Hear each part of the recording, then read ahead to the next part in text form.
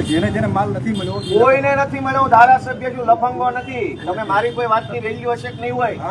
આખા વિસાવદરનું અનાજ આ વખતે નહીં દર વખતે ચોરાઈ જાય છે. તમારા માણસો હપ્તા લે છે, ખુલ્લેઆમ પૈસા લે છે. છોકરા લંગડા થાય, આખી જિંદગીની કાળી કમાણી દવાખાના મરી જાય. શરમ કરો બધા. પોલીસ બપોરથી એફઆઈઆર લખવા ના પાડે છે કે હું એફઆઈઆર નહીં લખું. તમે બધા ભેગા મળીને ગુંડાઓની તરફેણ કરો છો. વિસાવદરના નવાબો એવી રીતે તમે બધા કામ કરો છો. સાંભળો કરી, મામલતદાર ગુંડાની તરફેણમાં, પીઆઈ ગુંડાની તરફેણમાં, પુરવઠા શાખા ગુંડાની તરફેણમાં, તમામ અધિકારીઓ ગુંડાની તરફેણમાં છે. આ બધા પબ્લિકની તરફેણ તમને નથી દેખાતી? થઈ રહી તમારી કાયદેસરની કાર્યવાહી થઈ રહી. હવે કરી લીધું તમે ક્રાંતિ, તમારે કાંઈ થાય એમ નથી. બધું અહીંયા જ છે.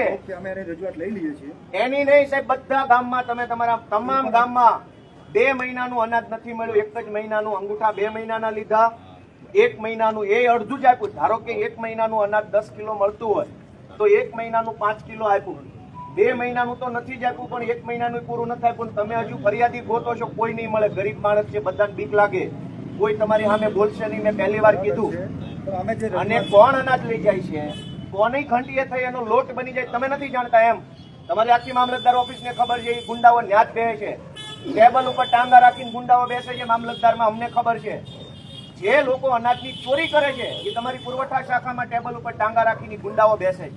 અને તમે તપાસનું નાટક કરવા નીકળ્યા છો. ભગવાનથી બીક રાખજો મારા સાહેબ. તમને પીએન બે ભગવાનની શરમ રાખજો. આખી જિંદગીની કાળી કમાણી છે ને, એક એક્સિડન્ટ ભગવાન કરશે તો કાળી કમાણી દવાખાના મળી જાય.